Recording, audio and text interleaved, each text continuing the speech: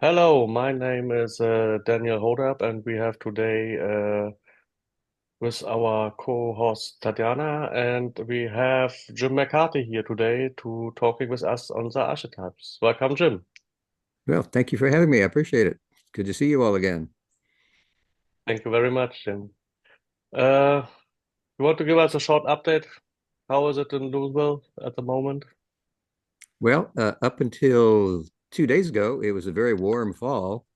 And 2 days ago, everything went down. I guess we got a polar vortex that came down from the northeast. And so our temperatures are below freezing now. And we had snow on the ground this morning, but now the sun's out and it's melting it all pretty quickly. So it was a big change. I think all my flowers now in the gardens, the ones the deer didn't eat, are now dead because of the frost. So there'll be some cleanup here coming up in the next few days.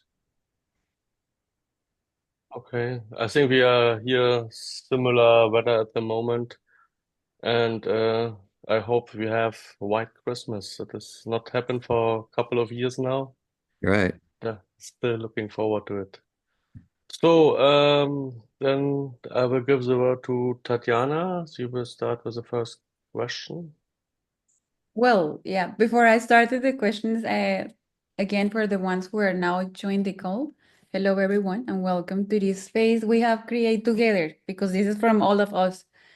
And heartfelt thank you to each of you who watched and listened and share your experience here with us. Um, Over the past few months, we have been exploring the topics of the archetypes. We are on which are in the raw material, the law of one, and that's why we are so excited here today and joined by you, Jim. Like that's something we are always super grateful when you can join the calls. Um, and we can also ask you about some like topics and like a little bit going deeper into the topics are exposed in the books. So yeah, really, really thank you so much for everyone and for you especially and for the host again, Daniel, to join this space. We have prepared some questions um, about the archetypes, and I'm just going to go through it.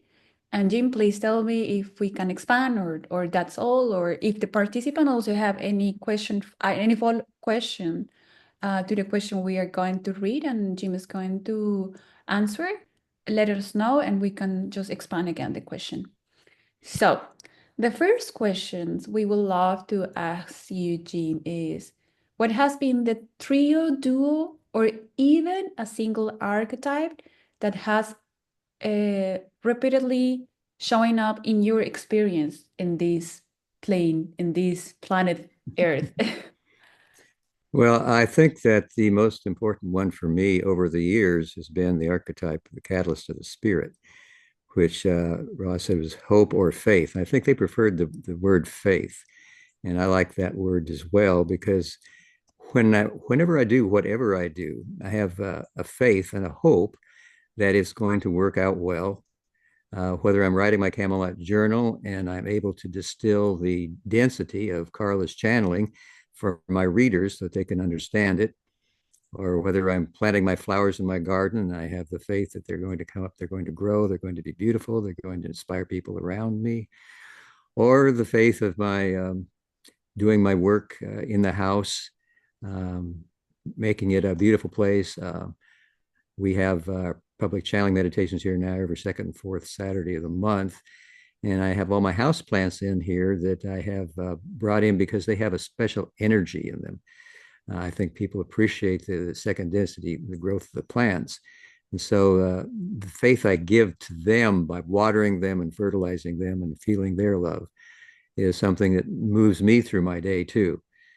So I think basically everything I do, I have the faith it's going to work out well, and that all is well and will be well. So the catalyst of faith is the one that's been most important to me in my life. Oh, that's so interesting because actually I remember when we were talking about this archetype of fate, also was the question raised about like hope and how you combine these two. because there are like a lot of similarities between faith and hope. And you were saying today, when I water in my plants, I'm putting faith that everything is going to be well. So, and how about hope? Um, I think the difference between hope and faith is that faith knows all will be well and all shall be always well, all is well and all will be well. And hope, we're not quite sure, but we're very hopeful. We just want it to be, but we're not sure it's going to be. But I think in the long run, everything does turn out well. It might not look like it's so good while it's occurring, but the process of transformation and going further on our spiritual journey sometimes is accomplished when we go through difficult times, and change is sometimes difficult. So while we're going through it, we might have, well, I hope I survive this. But when you look back on the path, you say, well, yeah, I survived all of those. I grew, I'm a more advanced spiritual being now, I have more love in my heart. So I think that faith that you look back and you see how things did turn out, then more hope turns into faith that you know that things will turn out well. They are well. Yeah, like this certainty that is going to happen, and you don't put like in a doubt that maybe not. I remember as well, we were talking last week with Lucas, who is here, about that. Lucas, do you want to expand, because you were questioning something about it, very similar.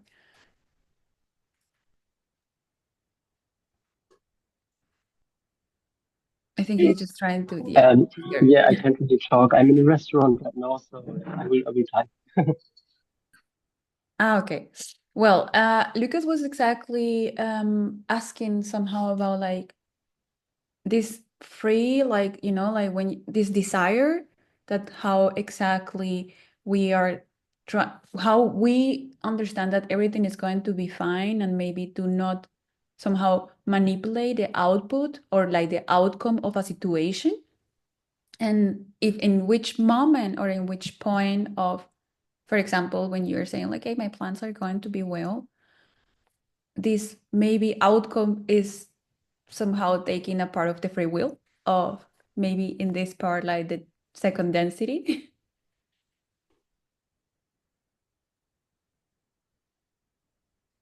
Is that Jim? a question for me or is that for Lucas? Yes, yes, yes. No, it was a question for you.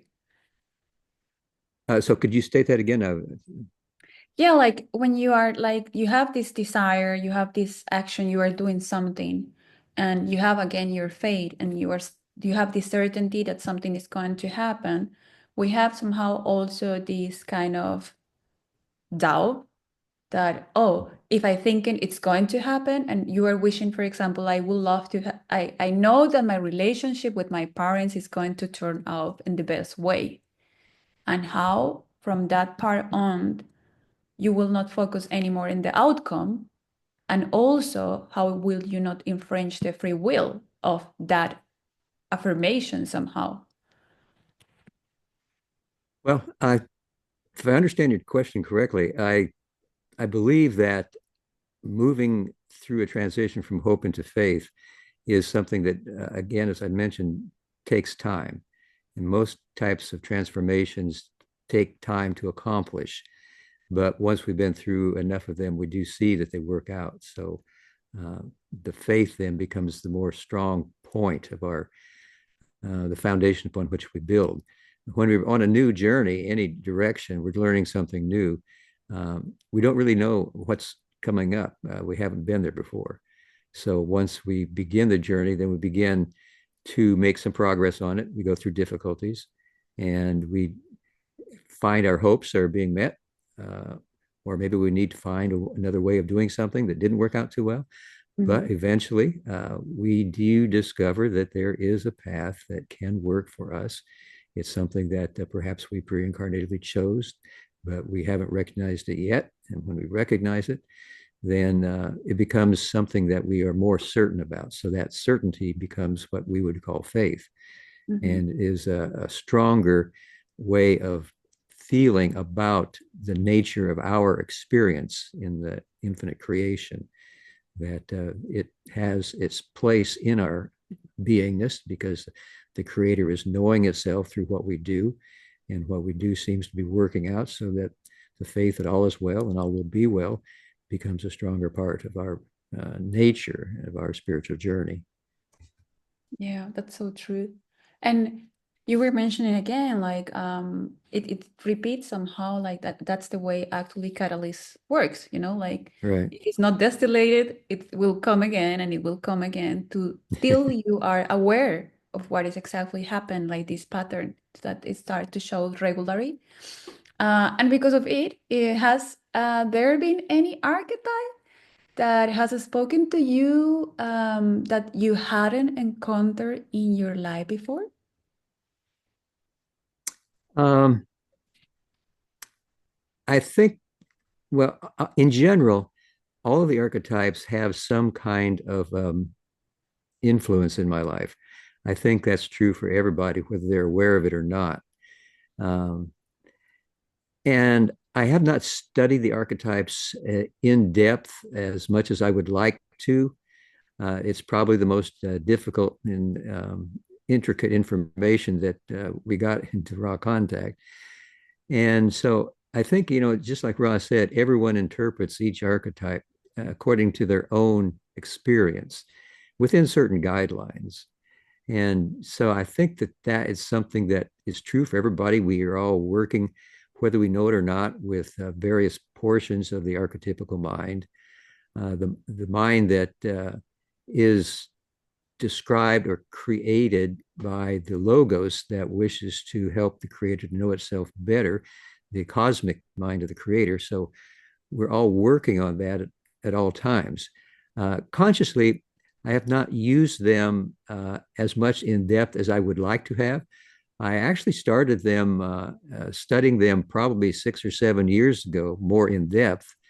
I don't think Don, Carla, or I had really too much experience with them. There were just too many things going on. And I think that, really, I think I consider myself a beginner in the archetypes. And so I'll just let you know that for sure. Okay. Well, if you are saying that, so like, because again, this is we also were trying to, as I mentioned before, during the last couple of months, yeah, like last couple of months, going a little bit deeper in this study group that we have on Sundays with the open mic. And we were like sometimes really struggling how that may be interpreted. And who Andy, who is always joining us or calls, is like meditate on the archetypes. And yesterday I was reading the first book, which I have here, the first volume.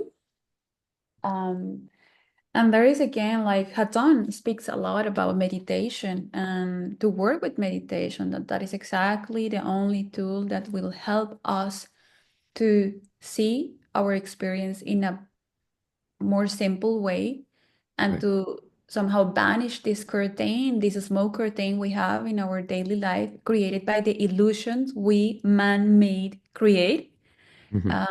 Meditation is like in different, not only in this kind of information we receive here and the channelings you are doing, like meditation. So observe your thoughts, observe what you are thinking, observe what you are speaking. And if you are like somehow not like getting diesel and, like kind of and trouble, go inside yourself, reflect what is happening. And that's like meditation again. How you are going to do meditation is up to you because each of us are different. Like some of them like love to meditate outside, other ones in silence, other one went dancing, like we are here to experiment. But in your opinion, how have you observed and recreate the archetype described in the raw materials? You mentioned like, okay, I started to work 7 years ago. How did it happen? Well, I was helping Gary with some work he'd been doing with a concept guide. And I decided that I needed to take some time out from that and explore more of the archetypes, the archetypical mind, because I had not done that yet. And so I started doing that, and I created my little notebook that I have here. And I went through all of the quotes that we got during the raw contact for each of the archetypes of the major arcana. And I found everything I could, and I just go through it and I read it, and I try to see if there's something there that speaks to me at the moment. And sometimes there, is one thing at one time, and another day it might be something else. So that's been sort of a thumbnail sketch, skating on the surface, you might say, of the archetypes. I know at one point Ross suggested once you have learned everything about the archetypes, you should become the archetype. And I have no idea about how to do that. And in fact, I don't know anybody who has done that.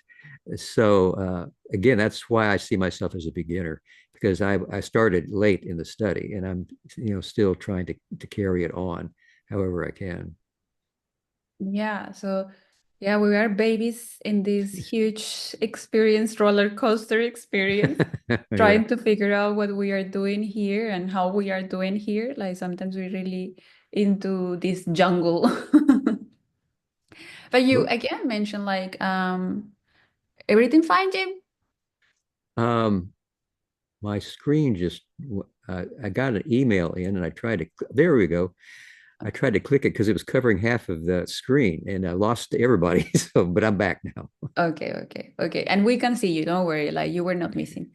You said like Gary was working in this material, and because we also noticed that not all the archetypes are described on the books. Like Right. we were till a certain amount of information. So that's again something I think that was like we were again struggling a little bit to cover all the archetypes, and because every one of us has a different interpretation of it, and it's totally normal. It's part of our experience, part of our evolution. Has there been any evolution of the archetypes materials with other channelings that could complete any missing aspects? Because you are still channeling Hachon, I think is the one you are still channeling. A quote. Cool. Yeah, and Hachon as well. Uh, Yeah. I As heard part of that. quote. Yeah. Yeah, cool. Because it has been a lot of information after finishing the 106 sessions. Do you think is there any way that you can maybe, I don't know if that's something you are having in mind right now, like to finish the archetypes or I have not had that in my plans, but there is another book that has been doing that. It's gone through all of the archetypes in depth. And it's a fellow who's known as Tunak. Mhm. And he's written a book called Music of the Spheres, Exploring the Solar System Archetypes. And if you're interested, I can give you his website and then a way of communicating with him. Oh, that will be perfect. Okay. Yeah, because yeah, go ahead. The website is http Mm-hmm. colon forward slash and then TUNK.org. Now that's his website. Now, if Okay. you want to communicate directly with him, it's Tunak, TUNAK, at Mm-hmm. mailbox.org. And I have the book that he wrote, and it's very inspiring. I'm not sure how he got the information to fill out the body and the spirit. We were able to go in depth through the mind, but he has the body and spirit as well. And it's a beautiful book. And I would, if you can get a hold of it through getting in touch with him, I suggest reading it. Perfect. And thank you so much for this information and for all of ones that we are hearing. Don't worry, like you can again replay this call and you can go through the page. Anyway, we are going to list it after the session on the comments of this video. And because we were also working with the workshop with Joe was his name. Oh, what is the name of him? Like someone here in the room that can remember us, the workshop we were working with the archetypes? Daniel? Joe was reading it, but I don't remember. I think it was a workshop, but it's also quoted on the LL research website, I think. I There's think one document. it's Joseph Dartes. Again? Did you Come get that? again? Joseph Dartes. Yes. Do you know him, Jim? Yes, he's no longer known by the name of Joseph D'Artes. He's now Claire, but I'm not familiar with. I know that he had worked a great deal, or she now, with archetypes, but we have not been in touch with her for quite some time. Okay. Because we were working with it and it helped us a lot to somehow distill more information of it. But since you are saying like you started your notebook about the archetypes, I think maybe in a future we were able to have some sessions with you or to enjoy, to have the delightful to read your notes about it. If Okay. that's like it's going to be the case, if you maybe are planning that. Well, I hadn't really thought of doing that, but I could probably make copies and send them to folks, maybe via email. Yes. Lynn, do you have a question, a follow-up question about this topic, or is totally different? No, same for sure. Same. I remember in the raw material, this started from Don. His question: what kind of method could Rob suggest for a magic personality or discipline of the personality? Jim, you remember? So we went through all the cards, but not in group, just one by one from first to the 22. And mine now is occur me, or I ask myself, is the archetype has for sure should have some link to our personality and also for our personal discipline, right? As here live. So this should be kind of integration of the archetype and our personality and our daily life, the behavior, thoughts, act. Like back to the meditation, you guys just mentioned about that. It's also first in the meditation, the best thing to realize or to have self-knowledge is in the evening, the dark, which is by end of day. Jim, you know that?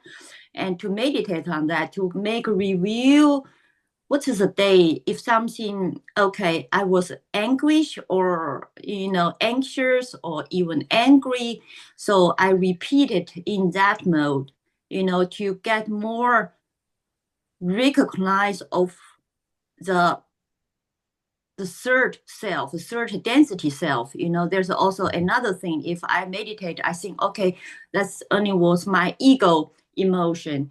The another myself behind was unchangeable, is not charged, not be charged or filled of all the personality emotion what I went through during the daytime. So in the evening, I meditate on that. So not every day. If only that day was hard, so I said, okay, I'm going to meditation to get more recognition first. Then I can recognize something.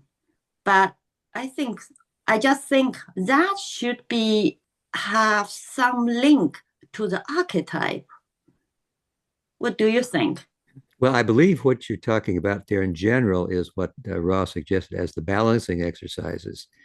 So at the end of the day, wherever you had some experiences that took you away from your normal feeling of love for others and the world around you, then that you could take that experience and expand upon it in the meditation and then visualize its opposite and then let it get just as big as the one was originally. And then accept yourself for knowing that those are both ways that you can know the creator and the creator can know itself. So that is a process of in a lifetime. It has the basic equation, what Ra gave, know yourself, accept yourself, and become the creator. So I think that the archetypes also have that basic quality to offer us because they are basically describing the nature of our evolutionary process in mind, body, and spirit.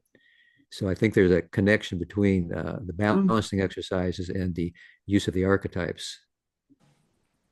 Yeah, so instead just study on single the archetype, the tarot cards, or in study them on the group. I'm just thinking, how could I make integration into the personal life here, right? I think that what I was just describing there about the balancing exercises, you could use those, and then in conjunction with the archetypes, you could go through the archetypes and see if there is a particular tarot card or one of the major arcana that is linked to your experience during the day that you're trying to balance. And then see if there's a way that the archetype could expand upon your experience and feel more of I guess basically they're not only just the nature of our experience, but they are also the expenditure of energy that we make every day. We're all expending energy to learn through our mind, body, and spirit experiences more of who we are, more of who the creator is. I think that the archetypes can play that role as well.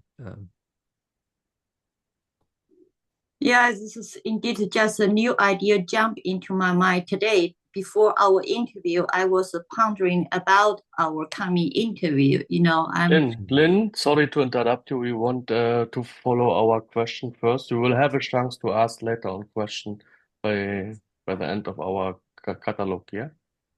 Okay. Okay. Well, I will keep it in mind to call you Lynn again. Jim, have you ever dreamed about an archetype? Or many archetypes? I have a very short answer for that one. No, I haven't. Now, I haven't dreamed about a specific archetype, but it's very likely that a lot of the dreams, I used to work with dreams a lot, especially after Carla passed into larger life.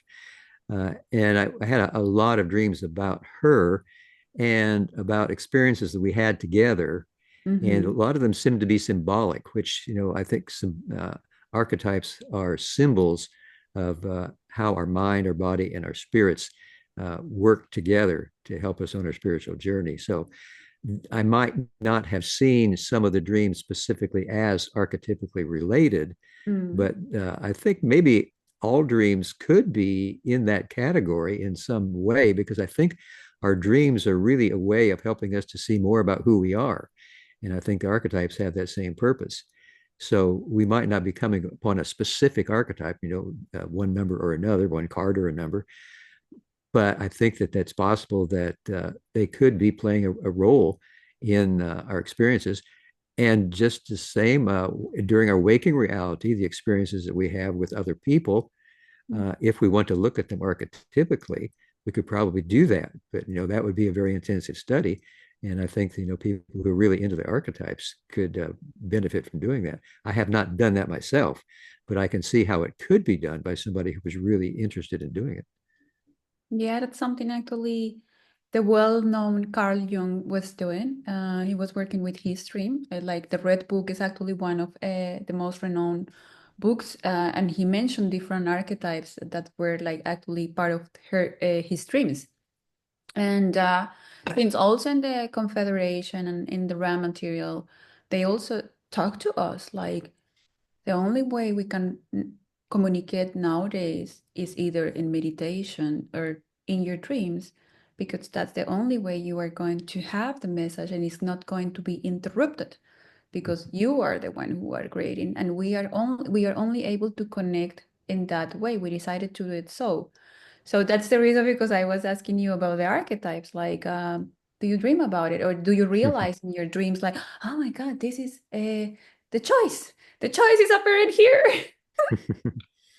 Yeah, well, I think the choice is something we're all doing. We're using that archetype every day with every choice we make. Whether the choice is service to others or service to self, most likely service to others.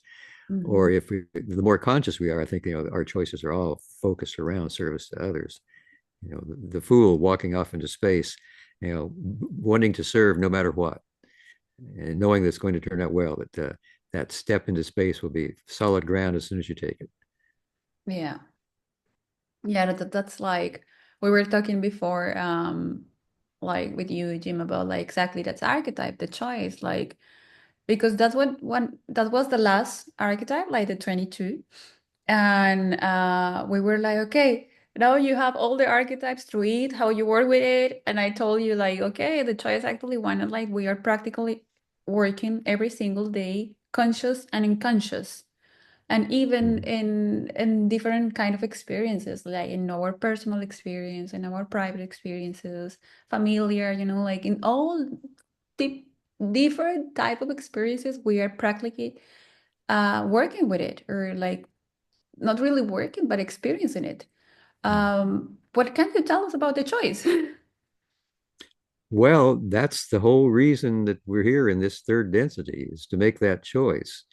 And apparently, back at the beginning of the third density, there was no veil of forgetting. So making that choice was more difficult to do because everyone saw that they were the creator. And why do anything differently, out of fear or love if you know you're the creator? But that veil of forgetting made that choice and the knowledge of us being the creator hidden within a deep part of our mind. It's still there, but it's something that has to be felt rather than known for sure. And then when we begin our spiritual journey as awakened souls, we come across information such as the raw contact and the law of one, then we see that choice is why we're here. It's Ra said it's the axis upon which the world turns for us after we make that choice. All the higher densities work is built upon the choice we make here in the third density. So the more conscious we can become aware of that and live our life in that way of serving others, then the more we're helping others learn that choice as well. And hopefully then we can have a graduation into the fourth density of love and understanding with a social memory complex of millions of people that have made that choice. Yeah, I'm just like thinking right now about the choice, and because we talk a little bit about second density, how do you think that works in a second density? Is like the archetypes just applicable in the third density, or are applied in all densities? I think that the archetypes are basically a third density phenomenon because we do have that veil of forgetting. I think that the second density beings that might be our pets, our cats or dogs or horses or whatever, we can relate to them out of the open heart and help them to discover more about their self, to awaken that spirit complex. They have a mind, they have a body, and they're moving around in this third density illusion with us. And if we can connect with them from our open hearts and help them feel love for us too, then that connection can awaken their spirit and they can become self-conscious, not just conscious, and they can be graduated into the third density. So I think that's the basic way that the second density relates to us, to archetypes. But I think the third density, where we have the archetypes, it's we can do whatever we feel is the most important thing to express how we're experiencing and giving our energy to others, discovering the nature of our evolution, becoming conscious of this, and gathering into groups like you have, like-minded souls that wish to seek together and help each other on the path. Then we can move together in a way that is probably archetypically focused upon the experience of the heart, the catalyst that brings us into our heart, and that our subconscious mind, the high priestess, can help us see our pre-incarnative choices by biasing the way we look at the world around us, so we can make those choices from our open heart and begin serving others more than 51% of the time and make that graduation and help others to do the same.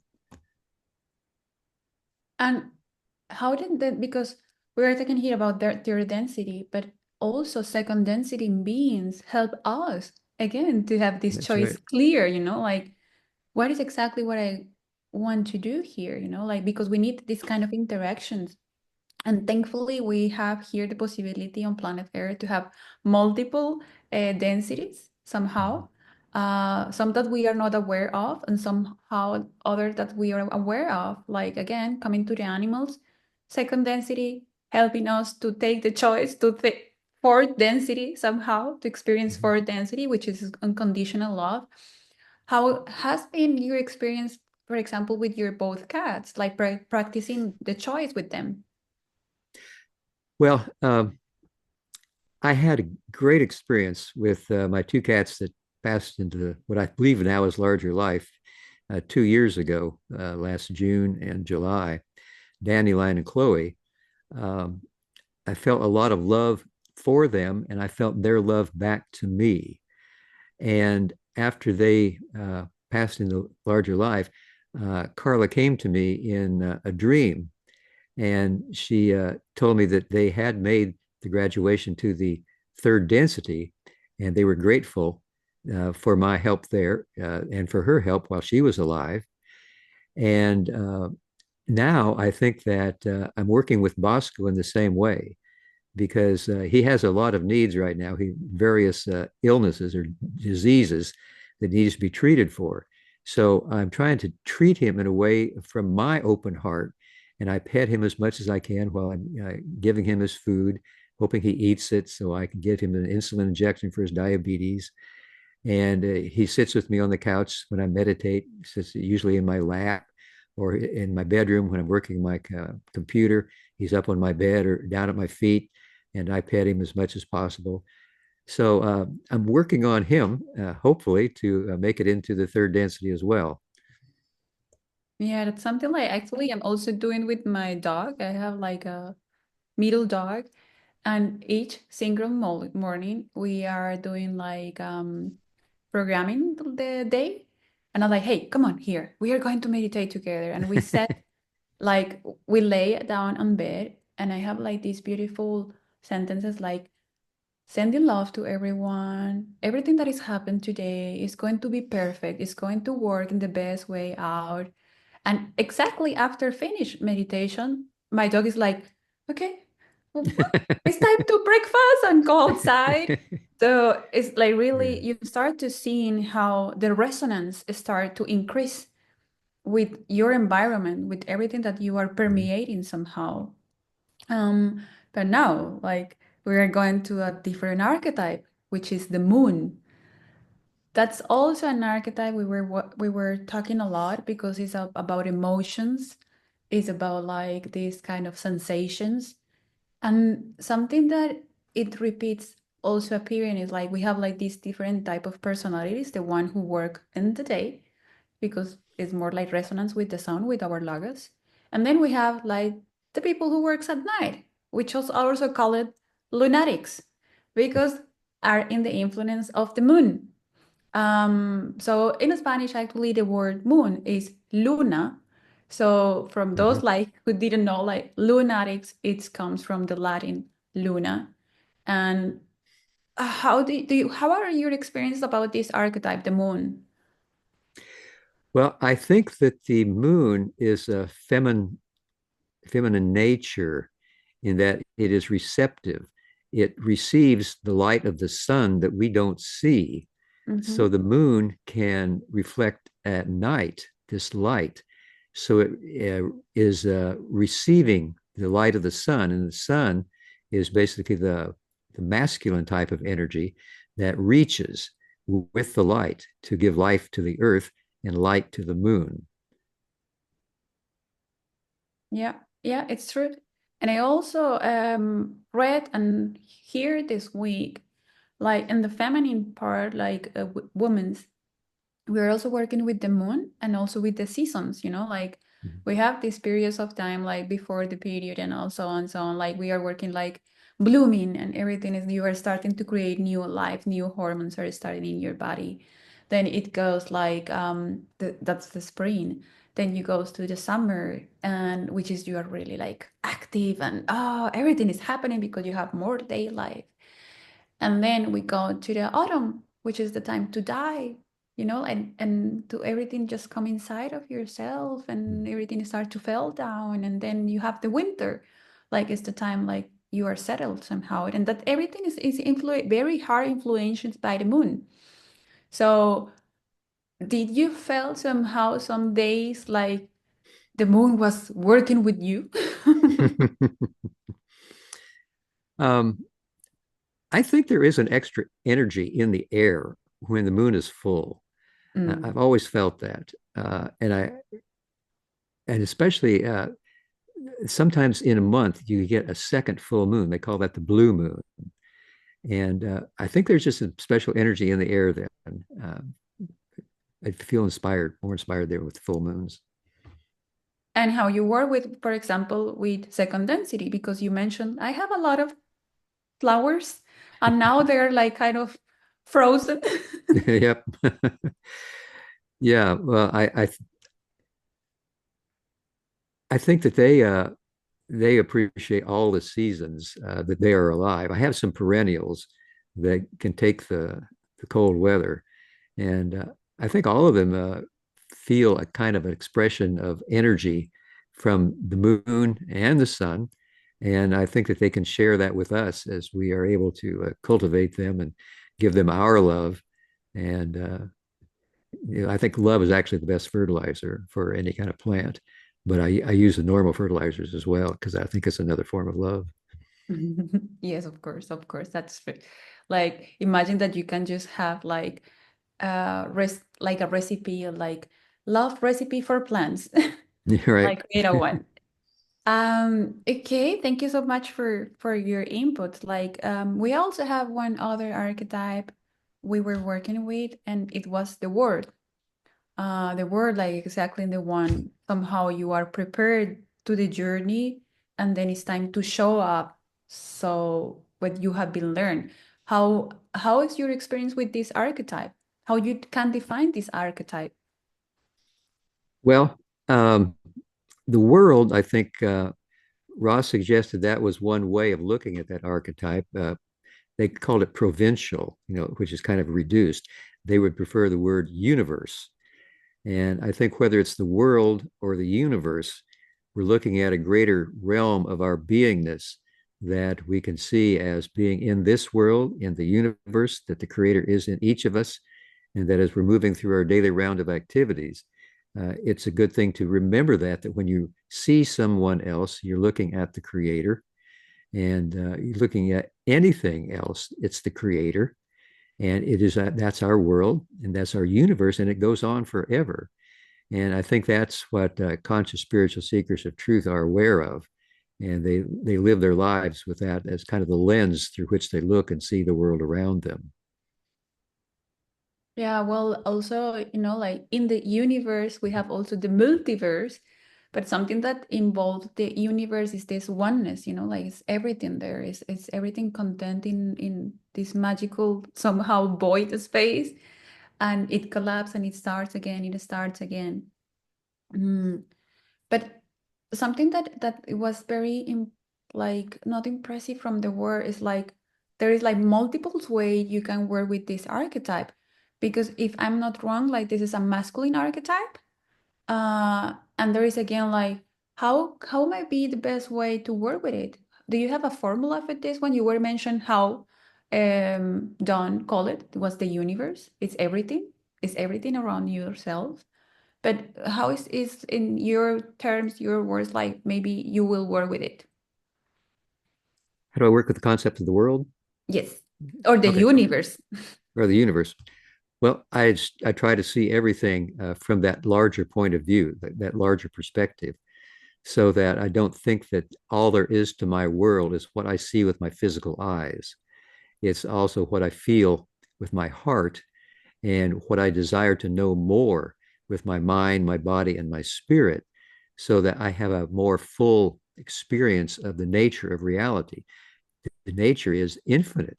And I think it's a journey that we're all on, and we'll be on that journey through all of the densities of creation until the final octave, when everything comes together again, and we begin another universe on the other side of the black hole, as Ra called it. Oh, yes. We saw like actually in the Telegram group that is for the friends of LNL research. We have these pictures like it's the black hole and the empty hole. And there is like, you first go to the black hole and you make your journey through the densities. And then you go again to the white hole. And then you go again to the black hole because it ended and then it started, it ends and it starts.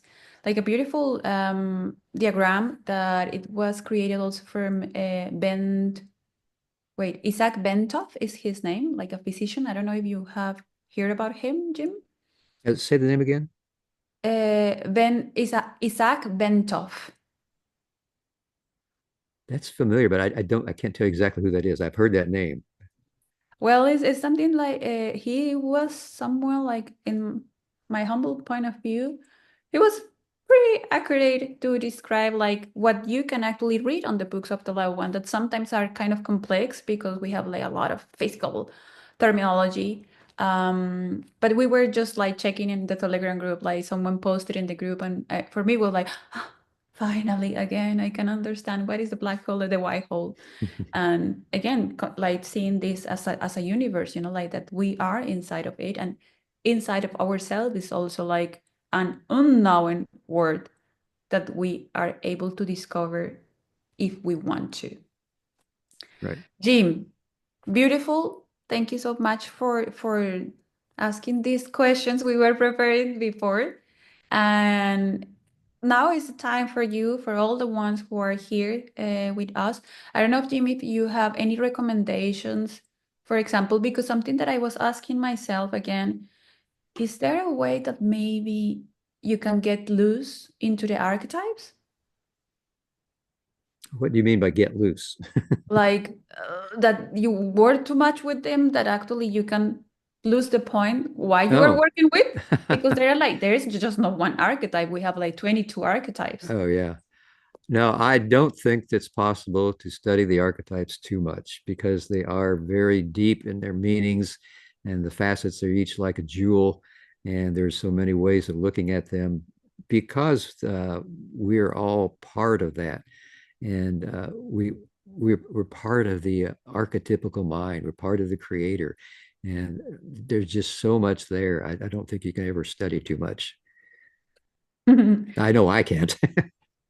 And then will be the other question. Do you think that someone who is able to grasp everything about the archetypes will be or will still here in this density? I think so. I think that the archetypes, just knowing about them, isn't something that really would help your graduation. I think you have to put them into action in your life, whether you know it or not. I mean, we have to try to expand our abilities through our minds, our bodies, and our spirits to relate to people as a whole being, especially a heart-filled being, an open-hearted being, unconditional love. And I think the archetypes are steps along that journey that we're all taking together. And if we can do that together, I think that we can all move into the fourth density of love and understanding together. Well, that's something that we are nowadays really thankful that a lot of beings are incarnating right now in like multiple, like not multiple, dual bodies, like third and fourth density, like the new generations, the Gen Z, which is called, and then we have a lot of these indigo kids, Right. which are already like for density. I think day by day it's increasing so much, and some of us we notice, some of us like we still like even not knowing something about these densities. It's not necessary. It's not part of like something you need to must fill these requirements in order to graduate.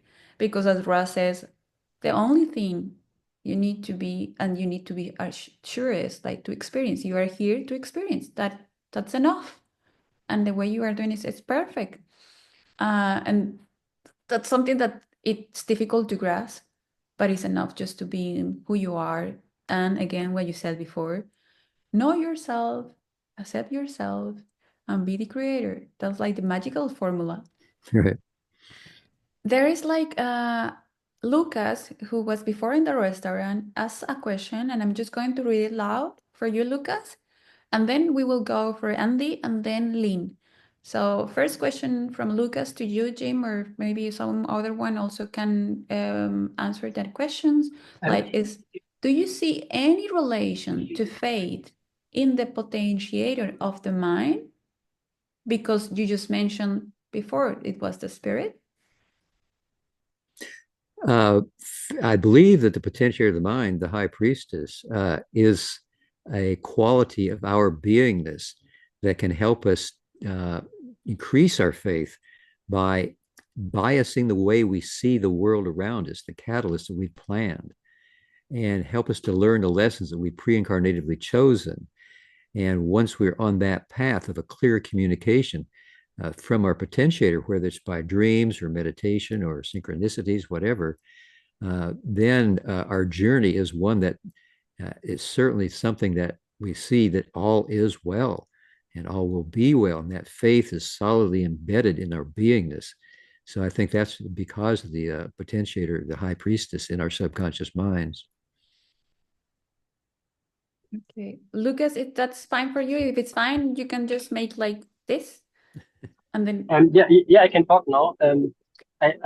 Yeah. Okay. First of all, thanks for answering the question. It was really enlightening. And I have another question. That's the one you asked earlier, Seth.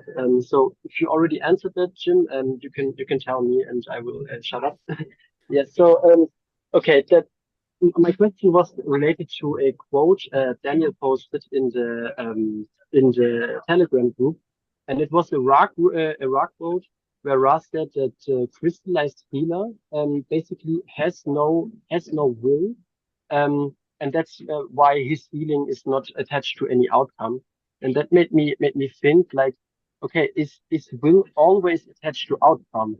Because in my mind, like I was thinking, okay, if will and faith are connected, and let's say I use my will to like direct my energy to, let's say, send love to someone, and or to like set a goal. Let's be simple, like I set a goal for life, but now I use my faith to like what Ra recommended to like the journey is the goal and not the goal. Yeah, and if I use my faith to like say, okay, I have a goal, but with my faith, I say, I trust in the journey and I'm not attached to having that goal come true.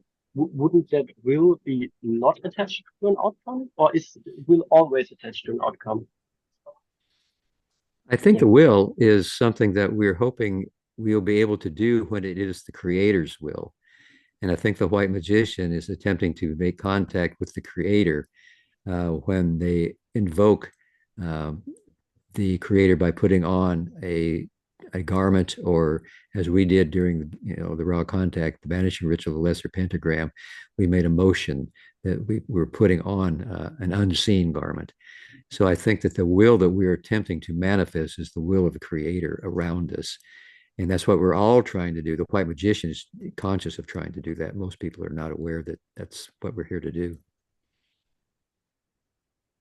Okay, thank you so much, Jim. Thank you so much, Lucas, for asking and having Thank you, that. Ted. Thank you, Jim. So thank you. Andy, you are welcome to raise your question. Thank you, Jim, for your time, and Tatiana for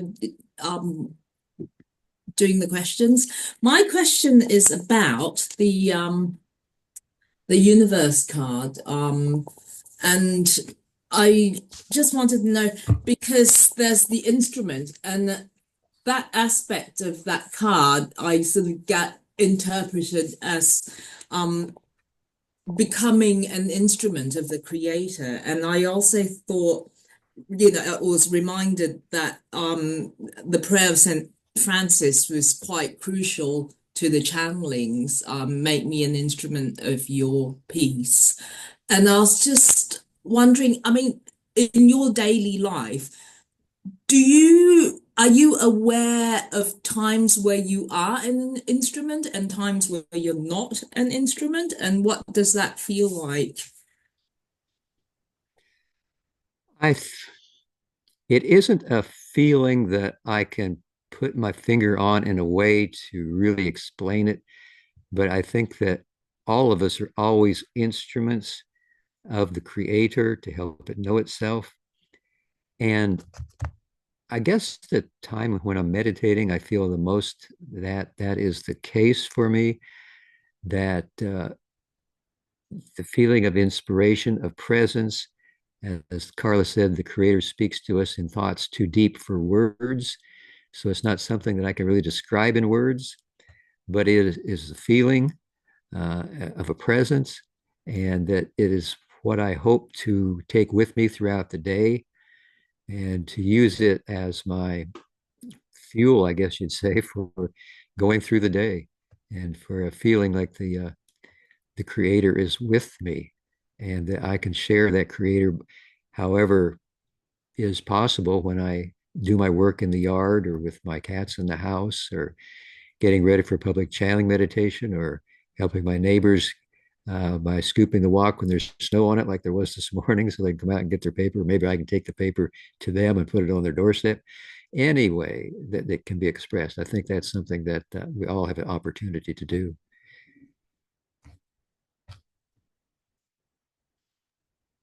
Just a quick follow-up then. If it's the case that we're all already instruments of the creator, then why is the prayer necessary? Why is it necessary for us to ask to be an instrument?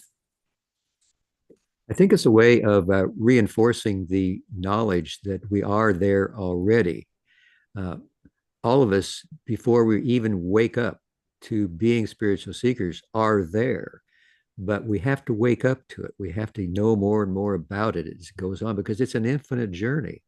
It's a phrase or a description of a nature of our being that we can use words to, but it's something that we have to experience. And I think that we have to do that continually throughout the rest of our incarnation, through all of the densities.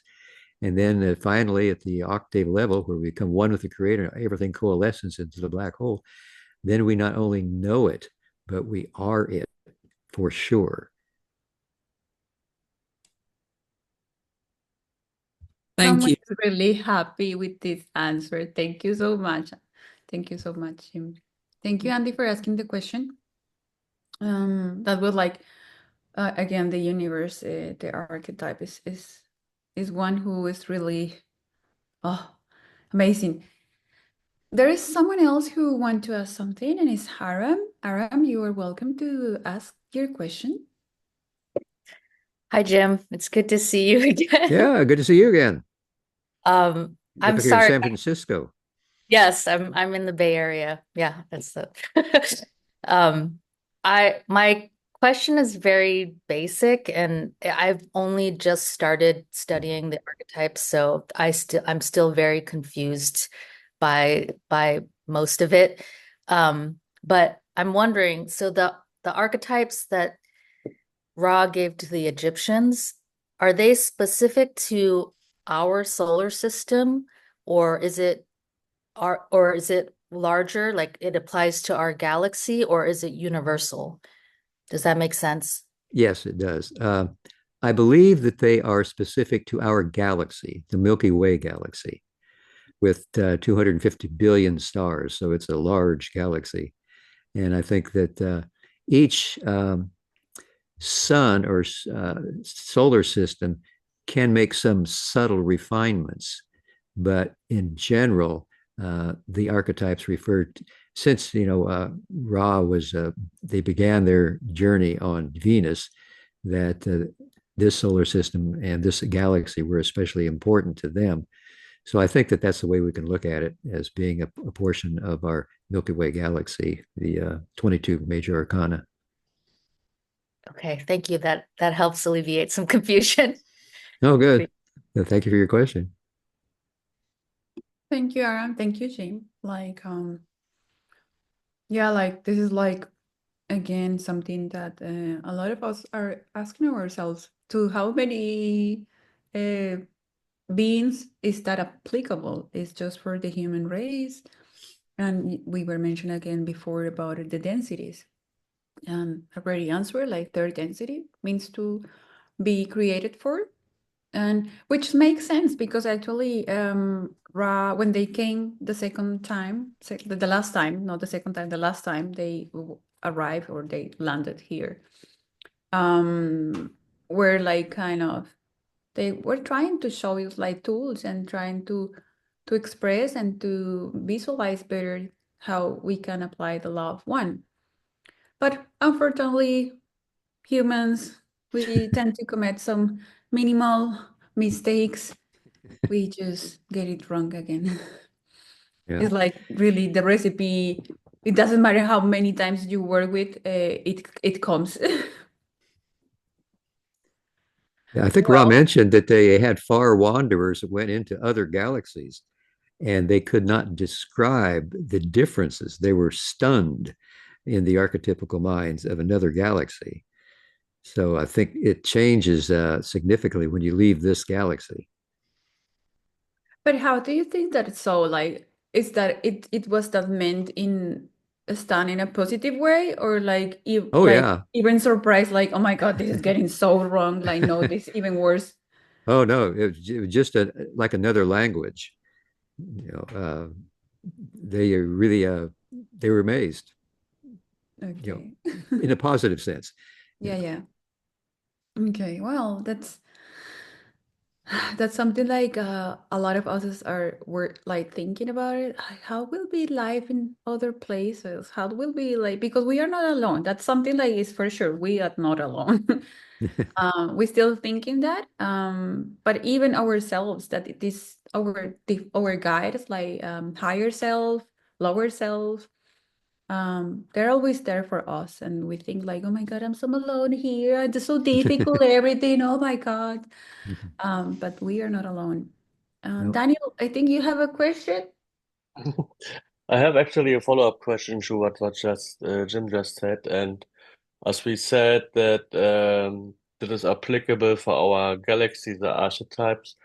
So is it connected that this is a free will of the logos of our galaxy who decided the archetype for this galaxy, or is it coming from some higher source? Could you say that again? You mentioned the logos of our galaxy and something about free will. I didn't quite get that. Yes, what I said is, as we are saying that this our archetype, which we recently study, is applicable for our galaxy. Okay, yeah. So, is it who is going to decide on the archetype for our galaxy? Is it the logos, or is coming it from even from the higher source of our logos? So, meaning each logo has the possibility to create the archetype for its own galaxy. Right.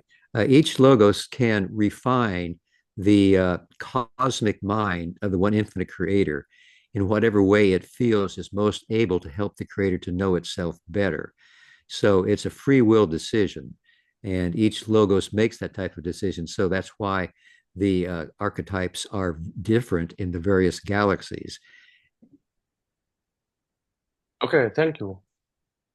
Thank you for rephrasing your question for me. Okay. Is someone else who want to ask something? Like, because we are almost coming close to close the session. But if you have question, it doesn't mind that it's just archetypes. If you have another different questions, like go ahead.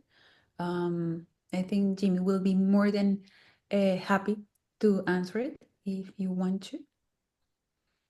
I'm just going to wait a couple of seconds if something comes. Ah, yes, there is something again. Aram. Hi, Jim.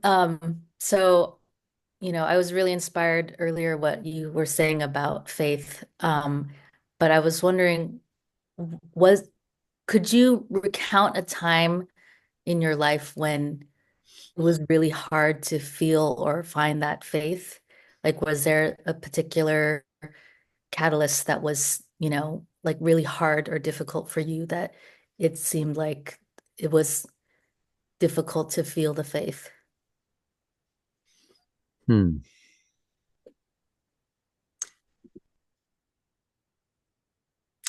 Not really. I guess the closest time would be when Don died here. That was really difficult for Carla, and it was difficult for me too. But it didn't keep me from having the faith that all was well, because I remember that it was 2 days after Don passed in the larger life that he came to Carla in the waking vision, and he said that she wouldn't understand this until she went through death's door too, but that all was well, and all had turned out the way it was supposed to. And so Carla has gone through death's door into larger life, and I'm still wondering, how all was well, but I know it's true. There are no mistakes. Ross said that for sure. There are no mistakes. So do you think it's also part of your faith nowadays, connected? I mean, of course you are connected because that was like the way these books came to us. Like, is part of your faith still talking with Carla and maybe Dawn in your different kind of meditations and dreams? Oh yeah. The latest is really amazing. I think it was 2 meditations ago, we were talking about it was the 40th anniversary of Dawn's passing in the larger life. It was also the 50th anniversary during the year where Carla first learned how to channel. So it was February 23rd, 1974, when she first learned how to do it. So I didn't know that until I Googled. Well, Gary told me that the first words that Carla channeled was, "I'm having great difficulty using this instrument," from Hatan. So I Googled when that happened, and it was February 23rd, 1974. So now every time I go to our website and go to Google some quote to help me with my Camelot journal, usually it says start typing, but every time now it says I'm having great difficulty using this instrument. So I think that's Carla saying hi to me. Like trying to refer us like, but you actually are trying to like, hey Jim, I'm here. Look, we are going to work together to this illusion somehow. Because I also read like this again, like Hatan says that we are like so distracted somehow with like the technological influences here on Earth that we sometimes really forget how to work with ourselves and how to work with we are interacting. So this is something always I think I will encourage myself, and I will encourage, like, if I am able to people to really realize what you are doing at the moment and how do I do it, how you are doing so. Like, okay, is exactly the something you want to do, or maybe it's just the influence of something you saw some couple of days or someone told you that, or this is it's really your impulse, because we tend to forget that we have this beautiful tool which is called intuition, and it's always there. It's always there, and we are like, we want to do something and we end in doing something totally different. And then a couple of days, again, catalysts start to come. I go like, I remember I wanted to do that. Why didn't like do it before?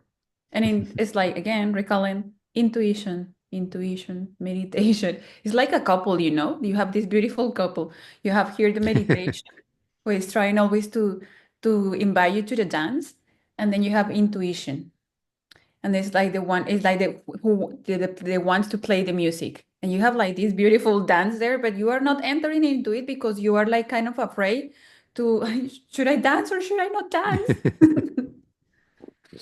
So well, thank you so much, Jim, for your time. I think we are going to see you again soon, because something were mentioned behind the cameras is like we are having also our study group, and we are coming to get soon close to finish the first book. and you're going to join us again to finish the first sessions. So we are going to see you soon. For those who doesn't know, like the sessions are every single Thursday at the same hour as today, 7 p.m. in the European time and 1 p.m. in the North American time, like in this case, Louisville. You are always welcome, and we will let you know when the time arrives, like this occasion again with Jim. So if anyone has want to do something else, go ahead. Otherwise, we are going to close this video call, like the session, for everyone. Jim, do you mind to maybe close this with something about the archetypes? Well, let's see. Will? Will. Yeah.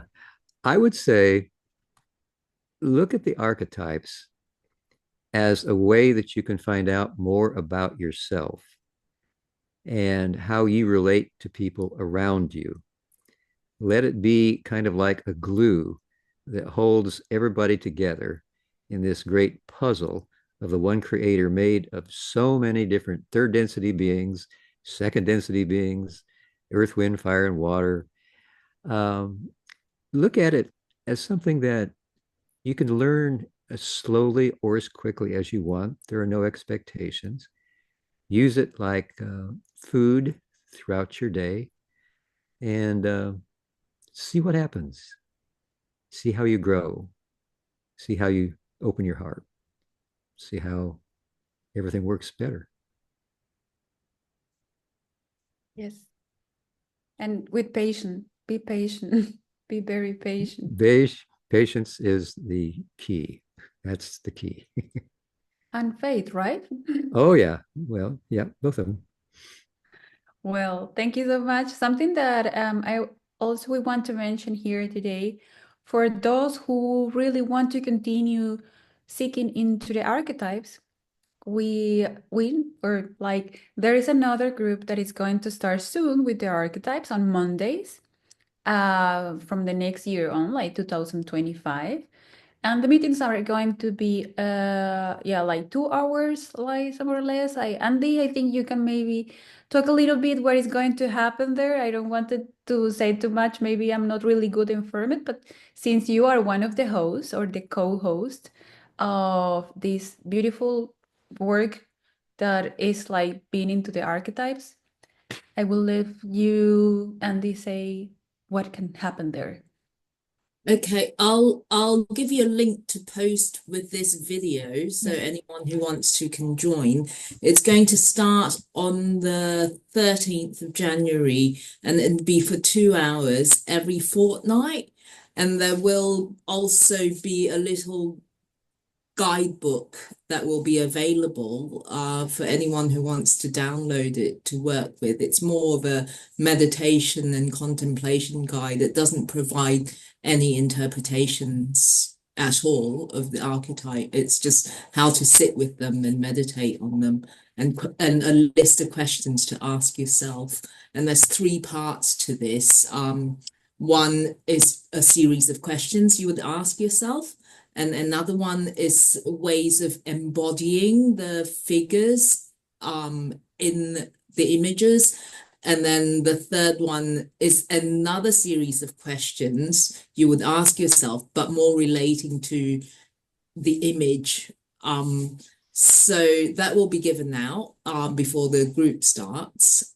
And there is a structure as well, and it starts on the 13th of January.